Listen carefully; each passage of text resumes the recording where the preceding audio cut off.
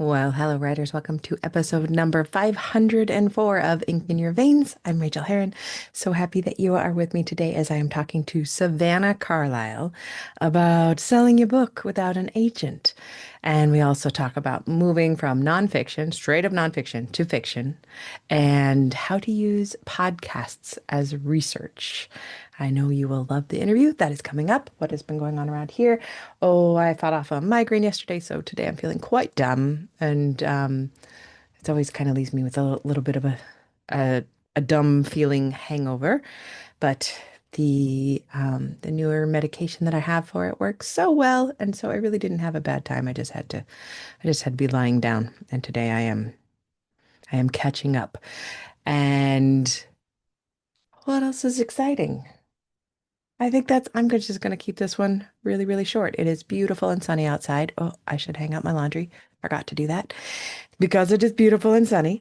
And soon I'm going to go down and get my eyes checked for new glasses because it is that time of the year where my vision has slipped to the point where the computer is always a little bit too far away, or if I'm wearing a different pair of glasses, a little bit too close, and I need it to be at just the right point. Remember that as writers, being comfortable is really, really important. If you are struggling with any bodily needs, things that hurt while you write or because you write, it really is essential to get those looked at, to get help around that. You deserve that. That is my only PSA for the day. Uh, Please enjoy this interview. Here is our bio. Savannah Carlisle writes heartwarming romance novels with idyllic beach settings. Her stories transport readers to fun and quirky small towns where friends feel like family. She jokes that she's living her own Hallmark movie because she's a former big city corporate attorney who now lives in a small beach town writing romance novels. Her debut novel, The Library of Second Chances, was released in 2024, and her latest release, The Summer of Starting Over, was published in April of this year, 2025. When she isn't busy at her laptop writing her next romance, Savannah is a sports business reporter and freelance writer who writes under her legal name, Kristi Dosh. She's been a contributor to Forbes for more than a decade and previously served as ESPN's sports business reporter. You're going to love this interview. It's fun, it's fast, um I found it really inspiring and at times quite hilarious, and I just really enjoyed it. So please stick around. Here it is. I am glad that you are here. Please get some of your own writing done. Tell me about it. Here we go. Well, I could be not be more pleased to welcome you to the show. Will you please share your name and your pronouns with us? Yes, my name is Savannah Carlisle, and I use she and her. Thank you very much. Oh my gosh, we have so much to talk about today because you have done so many things in so many different arenas. But one of the reasons I really wanted to have you on the show is that you are writing romance novels, but you have come to fiction from a different place than many of us have come from. Can you tell us a little bit about where you came from? Yeah, so I started my career as a corporate attorney, and I always tell people I was writing all day. It was just a different kind of writing. It's I, actually why I think I went into that area of law was because I drafted documents all yeah, day. I call it the I'm not sure I attorney was, to writer pipeline. It's just like a direct route. yeah. It happens to so many lawyers. Yeah. And I don't know I realized it at the time, but like looking back, I'm like, oh yeah, that's why I chose that practice area because I got to draft contracts and documents all day. Mhm. But I was blogging on the side about legal issues in sports. I'm a huge sports fan, and I had written some things in law school from sports law classes and some other classes on sports, just because that's always been my favorite topic for things growing up in school. And my blog took off in an unexpected way after many years of blogging. This was not an immediate thing. But it did take off, and I my first book deal ended up actually being from sort of a combination of a legal journal article I wrote in law school and some blogging I had been doing around the same topic. And Ooh, I did not pitch for it. I know people probably don't want to hear that it just came to me, but it came to me because I had put out massive amounts of writing on the right, subject, right. You weren't and just an hanging editor out. found Yeah, me. yeah, Right. It did not drop out of the sky. I had done a yeah. lot of work. I just had not put together a formal book proposal. And they actually came to me and they said, would you want to put together a book proposal? So they still required me to do that. And actually, funny story, that book has never seen the light of day. I did get a contract. I did write about 75% of the book, and it was about issues in Major League Baseball. And there was this huge shift with their collective bargaining agreement that nobody wants to know or understand. But it caused part of my book to become outdated before I had finished writing the book. And Wow. so I was going to have to go back and like ditch a bunch of it and rewrite it. And in the meantime, like as me and my publisher were having a conversation about what that would look like and how we should change the timetable, I came up with an idea for a totally different book and decided to try to get a literary agent. And it was a book about college football as opposed to baseball. And I did end up getting an agent with that. And I did end up getting a book deal with that. And by the time the first publisher came back to me, I was already pretty deep in the other book. And I said, well, I got to finish this one first because now I'm on deadline for this one. And then I'll come back to the other one. And a long story, but basically that book has never ended up coming out. It's still like 90% done and will probably never see the light of day at this point. But it got me thinking Yeah. about being an author, which I think is really valuable. And I did end up writing the college football book, and nonfiction was sort of my space. And I ended up with a job as a sports business reporter. I got hired away from my law practice by ESPN to be their sports business reporter. And I have never practiced law again. And I've been writing in different formats ever since.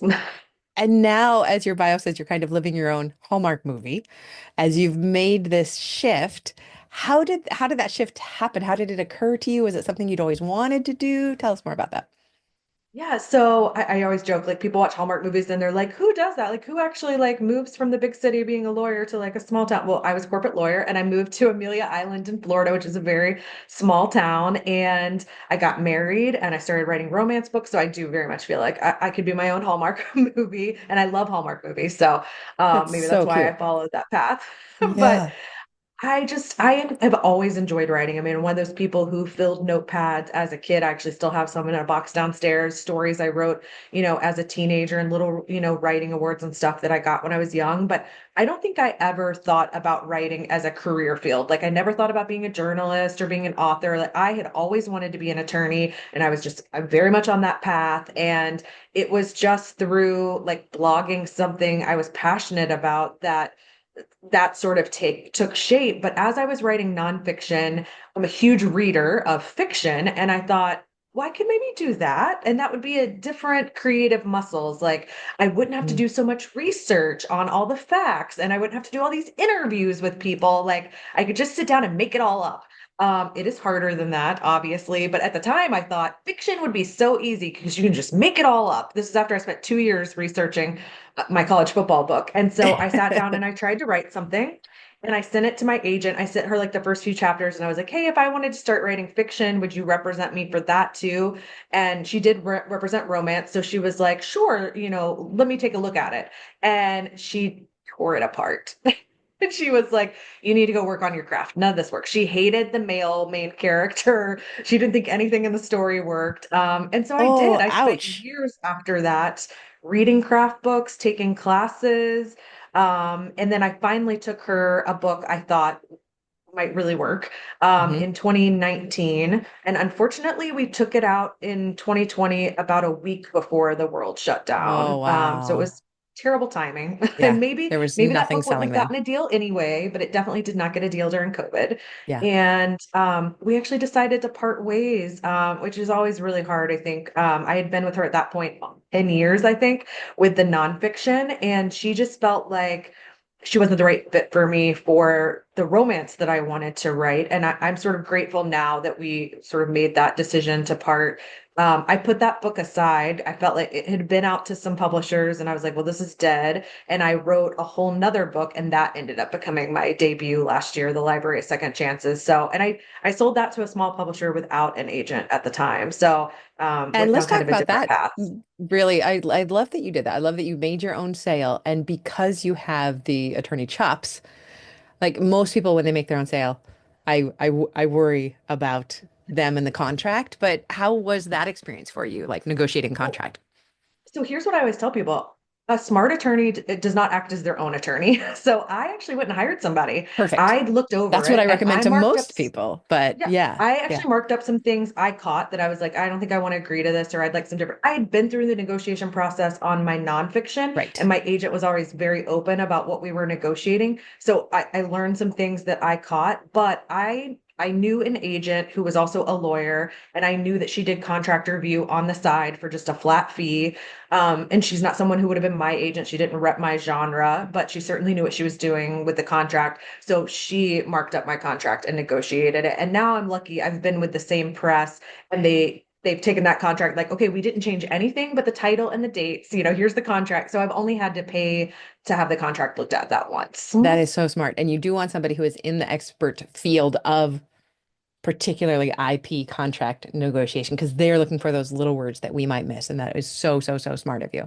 So This smart. agent caught stuff I did not mark The because she tiniest things, knew right? what was industry Yeah. standard Mhm. for certain royalty rates or when and how things were paid out. Like there were little An things that are and not my instead of an area of law. or. Yeah, Yeah. exactly. Oh, that is so cool. That is so smart of you. So, what does your process look like now as you're writing? Are you still doing both nonfiction and fiction, or are you really focused on the fiction right now? Yeah, so 2025 is going to be a crazy year because my second book just came out a few weeks ago at the beginning of April, and it starts a series. So the second book in that series comes out in August. So I have two novels this year in April and August, and in between those, I have a new nonfiction book in July. So Wow. I'm going to sign the wrong name in the wrong book at some point because I do use different names. I use my real name on my nonfiction because I wrote those first. And when Yeah. I wanted to switch to romance, my agent said, you got to come up with a pen name because Amazon's algorithm will like explode if you've got sports nonfiction that mostly men are buying and you've got romance that mostly women are buying. Like Amazon will not know what to tell people. Right. Amazon is always getting more nuanced, but those are so far apart that was such a smart idea for you to do that. So how do you organize then your process around writing? What is that? What is your actual day-to-day look like when you're sitting down to write? So the two types are really different. Here, what I like about fiction is I can sit down whenever I have time and write it. I try to carve out about the same time every day. And I used to have a goal of 1,000 words a day, but I've gotten a little faster the more I've written. And now I can do 1,500 a day. And often I'll have a really good day and I'll go beyond that and hit 2,000, but like 1,500 is kind of my goal. Nonfiction does not work like that because at least my nonfiction, Yeah. so much of mine relies on interviews. So the book I have coming out this summer for that is for college athletes here in the US who are engaging in what's called name, image, and likeness. And I needed to have all these case studies of college athletes. And so trying to get them to get on the phone with me or answer emails and just I was chasing and having to wait till I had an interview. So I might have time to sit down and write today, but I have nothing new to write because no one has gotten anything back to me or the interviews haven't happened yet. And so Mm. nonfiction is frustrating to me in that way. Like it's more fact based and it's easier to write in the sense that I don't have to. Character arcs still exist even in nonfiction, but like there's some other things with world building, that kind of stuff that I don't have to do on the nonfiction side, but I can't just sit down and write it anytime I want because I'm so often waiting on other people. So it looks a little different depending on which one I'm writing. Oh, that is fascinating. Do you prefer one over the other? It depends what mood I'm in. And actually, it was nice to be working on both a little bit at the same time. I got lucky that actually the book that just came out the summer of starting over, that's actually that book that died on submission in 2020. I went to my publisher after I had my debut. They knew that I had that book because they had actually turned it down. And I said, remember, I still have that other book and I'm not ready to let it go. And in the interim, I have worked with a developmental editor and I think I fixed the problems it had. Would you look at it again? And they said yes. And so not only did that become my sophomore novel, but I said, by the way, also, I sketched out a series for that and I have the first three books planned. And they said, well, send over the plan for the other books. And so the second book is coming out in August. So I got a series out of a book that died in 2020, which is an incredible feeling. But it meant that book was already written. So when people hear how many I have coming out this year, Right. they're like, how did you write that many books? Well, that book was already done. So I didn't really write that book this year or last year. I wrote it in 2018. Right, So right. that made it easier. And then the nonfiction, I've really been working on, I would say for 4 years, because the subject that it's on just started in college football and college sports 4 years ago. And it's what all of my reporting is on. And so a lot of the book is taken from my reporting and from experiences I've had as a journalist. So a lot of it I had, and I just needed to like tweak and put in book form. And then I was doing those new interviews. So that kind of fit in between writing the book that's coming out in August. So last year I had both books, but I would like work on the nonfiction. I'm sorry, I would work on the fiction when I was in these gaps with the nonfiction where I was waiting people to get back to me. And some of it is just what I'm in the mood for that day. Like, do I want to be like on the beach on an island talking about love, or do I want to be, transcribing an interview and try to pick which quotes go in my book? It's two totally different parts of my brain. And are you still reporting as well? I am. Yep. Although I have to say, during the time period I was working on these simultaneously, especially I would say from like August of 2024 through March of 2025, I did not do a ton of reporting. That's not my main like income source. I'm not a full-time writer. I write for Forbes, but I'm not full-time. I can kind of write when I want to there. And so that sort of went by the wayside. And then I just told my editors, I was like, I turned in past pages, like that book is done and off to the printer. Now I can write for Forbes again. That makes me feel a little bit better too, because to be able to write in two different genres, hardcore plus be full doing, full-time reporting, that would be outrageous. Then you would never have time to watch any of the games that you love. No. So, No, I'm lucky that my main source of income is teaching classes in the area that nonfiction book is on. I teach oh, undergraduate and graduate classes at the University of Florida, but they're online classes, so I can record that stuff. I don't have to be in a certain place at a certain time. And then it's just a lot of grading. And again, I can fit the grading in when I'm like burn out and don't want to write on a book, or I do a lot of grading on airplanes. I fly a lot for my reporting and for speaking. And so I do a ton of grading on airplanes. But so I kind of have a rhythm with it. And that's where I'm making a lot of my money. And then I'm able to kind of pursue these books on the side, not for fun. I mean, the hope is that they will yeah. generate income and that I can make writing a full-time gig at some point. But yeah, when people see all the stuff I'm doing, they're like, I don't understand how you do all that. And then I say, I don't have kids. That's a big part of it too. Like That's it always would my not answer look too. like this if I had It's children. That's a huge answer. That It that is. gives us exponentially more time than the people with children, It really does. Mhm. and we appreciate that. We notice it and we think about it. What is the most exciting thing you've ever realized about your particular writing process? That's a really good question. It's that I can't force myself to write about something that I'm not like excited about in the moment. Mm, And it's hard for me because I'm a type A perfectionist, and when like I have a goal, I am so like laser focused on that goal and want to get there. So this just happened to me as I was like, okay, what am I writing next? I sort of like had all my stuff for my series into my publisher for now until we decide whether we're doing more books. And I was like, okay, now I get to write something outside of that series. And I had two different ideas, and normally I know exactly which one I want to do. Like I've never had two competing ideas that I want to sit down and write both of them, but I had that, and I polled my audience. So I went on like Instagram and on X, and I think I did it over on Threads, and I put up a poll and I told a little bit about each book because they were very different, and dead tie across all three so platforms. It's like absolutely you no guys are help. no help at all. Wow. We're just gonna write whichever one the people wanted. And then the people wanted both equally. So then it was like, okay, now I have to make this decision. So I started writing one of them and I got 3 chapters in and I just could not thinking about the other one. And there's a part of me, the like type A perfectionist, that was like, well, you committed to this one and you've already started writing it. You need to finish it, then you can go do the other one. I'm not good at stopping projects. Like I have to finish a project. But I did actually end up having to stop that one because I cannot make myself write something I'm not excited about. And so I went to the other one and I have now written far more than 3 chapters on it. And obviously, like that's the one I should be working on. That's a perfect way to know. And but I do love that that the readers and your social media people did just completely let you No down. help. Uh, None at all. They really did. And I will say it was a hard decision because one of the ideas was sports romance. And I said I would not write sports romance. And that's why, so I started the other one. When it was a dead heat, I was like, okay, then I'm not going to write the sports romance. I'm going to write the other one.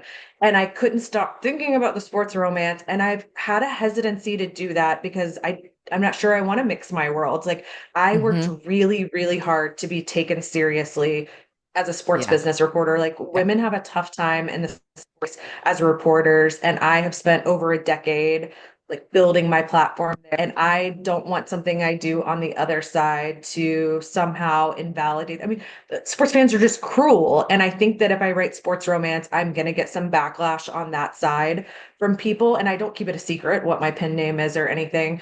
But then I realized, like, but that's what I know and that's what I live. And I'm around sports all the time and I love sports and it's such a big part of my life. And I have this idea that like isn't letting go. So it was also hard to like make that decision to let go of the other project that I'd already started because I'm not good at stopping in the middle of something to do something I said I was never going to do. I said I would never write sports romance and here I am.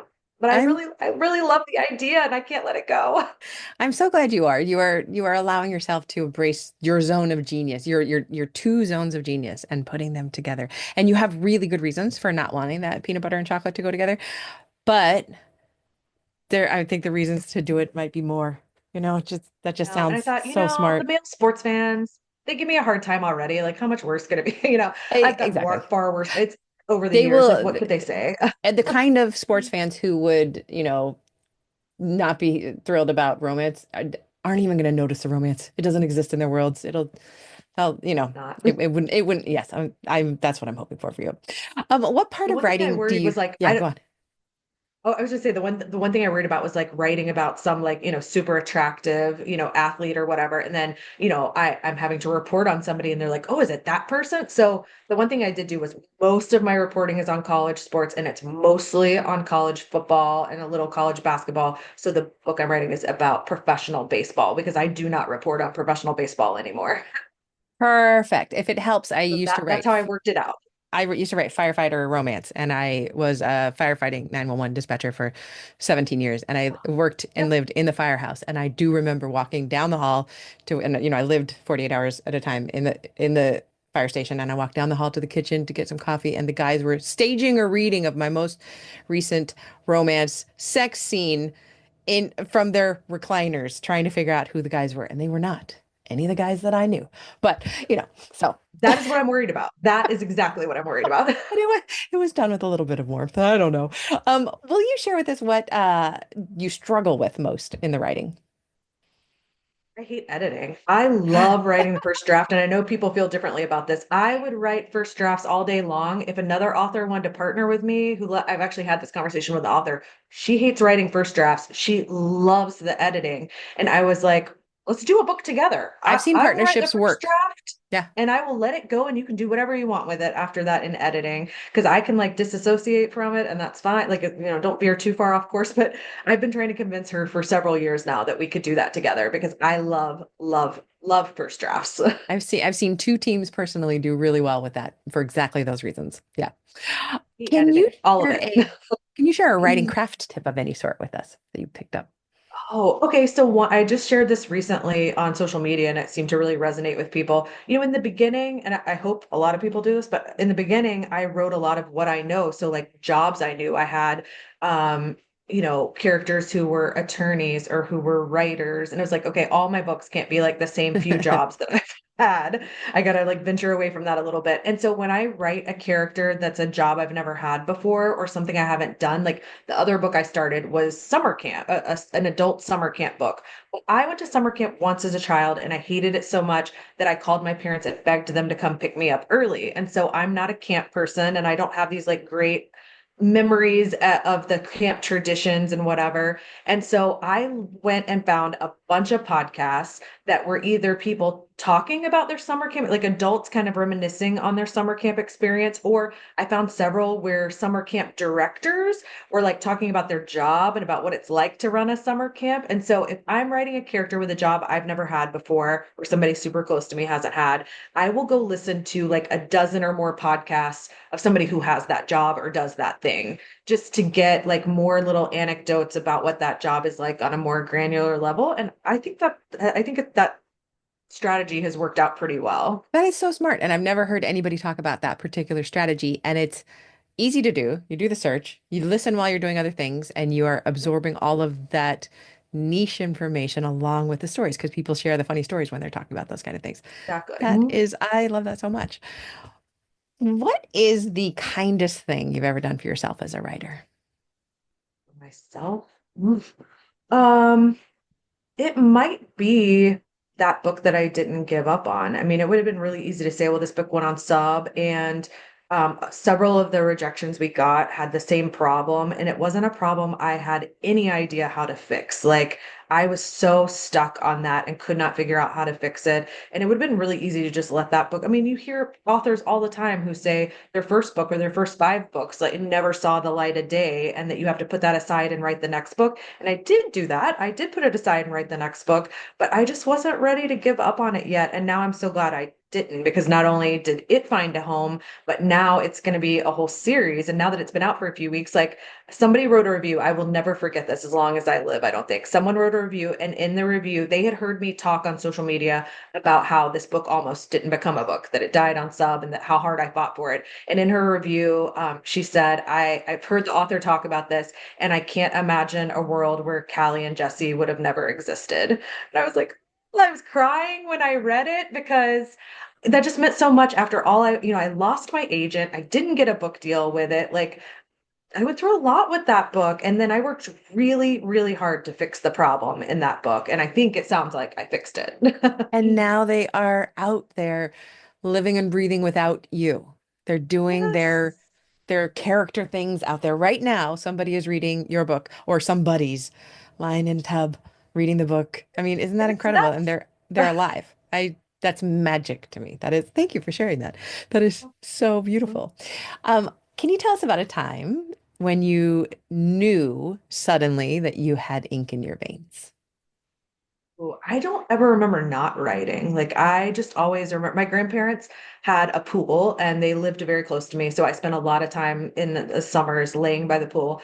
And my memory of laying by the pool is having my grandparents ran an office out of their house, and they always had these yellow legal pads. And I would take a brand new yellow legal pad out at the beginning of the summer, and I would just be writing stories on those notepads all summer. And I have some of those in a box downstairs, because I'm also a little bit of a I'm not a hoarder, but I get attached to like sentimental things, and I have a hard time letting them That's a go. really So important thing. I would love to have some of my old notebooks that I filled up as a yeah, kid. I think that's so cool.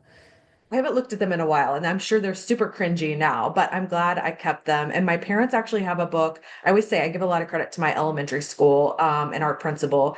They really instilled a love of reading and writing that I don't think everyone gets in elementary school. And they had their own publishing company. And I'm in my 40s. So we're talking about in the 80s, this elementary school Wow. formed its own publishing company, and they would publish us. And so I have a little stack of books that were published by my elementary school, and I have one from kindergarten, and that's before I could write. You would tell the story, I guess, to the teacher or the paraprofessional, and they would write it down for you. So it's in somebody else's handwriting. And then we, the kids, illustrated it. And I have this book about a black bear going into hibernation for the winter, and then what happens when he comes back out in the spring. And I still have it, and it's my own little kindergarten published book. Do they still do this at that school? Do you know? Have you ever I'm checked? not sure if they do. My brother was 8 years behind me, and they were still doing it when he was there. That principal's not there anymore, so I'm not sure how much it has changed. But I've kept in touch with her a little bit, and I sent her a message recently, and I was like, I just wanted to tell you, like, I'm sure there are a lot of us that instilled such a love of reading and writing for us. And maybe we didn't all become authors, but the fact that we had that opportunity, and that was, presented as something we could do even before we were old enough to write the words ourselves. And that's incredible that they did that then. And think about how easy it would be for schools to do that now. It would be, Right. getting vellum and clicking print, getting it up and shipping it out. Oh, that is Yeah. beautiful. I'm so glad that they did that, because now you are here. Speaking of books that are out there, can you tell us about the best book that you have read recently and why you loved it? That's a good question. I'm still really addicted to a book I read last year. I've read some really good ones lately too, but the first thing that comes to my mind, and it didn't come out last year, but I read Summer of Songbirds by Christy Woodson Harvey last summer. And that probably ignited my interest in writing an adult summer camp book, because that is an adult summer camp book. And after I read it, I was so obsessed with it and loved it so much that I then Googled like adult summer camp books, and I read every book I could find on the market that is set at summer camp. And now I have this deep desire to go to summer camp. When, like I told you, I hated it as a kid. Yeah. I begged my parents to come pick me up. They actually wouldn't come get me. And then I called my grandparents, and they came and got me. So I did escape from camp and never went back again after that. And now I feel like I missed out and I really want to go. And that book, the female friendships in that book just really resonated with me. And the summer camp element of it was fun. And she's one of my favorite authors. And for some reason, I didn't read it the year it came out, and I just read it last summer. And I'm now listening to the audiobook again because I loved it so much. And I never read something twice. Ooh, I'm gonna have to look this up. I don't know it, and I've never read her, so I cannot wait for that. She's Thank you. incredible. Speaking of incredible, can you please tell us about your most recent book, the one that just came out? The Summer Starting Over, which also went through many different titles over the years from the first time I pitched it till it I like now this has title. finally This come is a out. good one. I do too. My publisher came up with it. I'm not great at titles. My titles always get replaced, but my publisher does a wonderful job with that. It came from a song from a country music singer, Miranda Lambert. She has a song called The House Love That Built her. Me. And Oh, I've been obsessed with that song since it came out over a decade ago. And if people don't know the song, it talks about a woman going back to her childhood home, which her family doesn't own anymore. And she's asking the person who lives there, can she just come in and walk around? And she talks about how felt like she needed to come there to get back to who she used to be, that she has somehow gotten off track. And I just kept asking myself for literally years, like, what was that woman's backstory? What was she doing that she thought she got so off track? And I think a lot of us, like, I would love to go back through and walk through my childhood home. My parents sold it when I was 18, and I would love to go back and walk through it sometime. And so I was obsessed with that song and the idea of who this woman was. And then I had a dream one night. This has never happened with another book, but I had a dream one night, and my dreams, I tend to remember them when I wake up in the morning. And I had the idea for the book. It was a country music singer who got discovered as a teenager, a little like Taylor Swift, because I actually saw Taylor Swift perform when she was 14. And so I had this idea that she gets discovered as a teenager, makes it really big. But unlike Taylor Swift, when her label wants her to go from country to pop, that transition does not go well for her. mm, And she does get really far sort of from who she is, trying to be this other thing they want her to be more popular and sell more albums. And she comes back home to clean out her family's house because it's being sold, and not only has to confront a lot of things. Her parents have passed at this point, and she has to confront a lot of her grief around that she kept herself so busy with work she didn't deal with. But also she has to confront the guy she left behind. So she has a high school sweetheart who she grew up with. She left him behind when she went to Nashville and had this big, fabulous career. And now she comes back, and he is actually the person buying her house for his own reasons. And ooh, so I yes. love second chance romance. It's one of my favorites. I am not with my high school sweetheart, nor do I want to be, but I love second chance romance. Yeah, yeah, me too. That sounds absolutely gorgeous. And it is now available everywhere. Can you tell us where we can find you? Yes. So I am at savannahcarlisle.com for my website, and then pretty much on all the social media networks. I have the same username on all of them, and I think I'm on all of them now. I'm Savvy Carlisle, so two V's, Savvy, Carlisle. That, but you guys can tell that's not my real name, and that's why it's harder for me to spell. I have to like really think about it because it's not my real name. But speaking of savvy, it was very savvy of you to grab the same username on all of the platforms because it is so much easier to remember that way. Um, well done. That's why And it's Savvy and not Savannah, because Savannah didn't fit on one of the platforms. oh And I couldn't yeah. stand, again, type A perfectionist. I could not stand for it to be different on one platform. And so that's why I changed it. Thank you so much for being here today. This has been just a total delight. Yes, thank you so much for having me.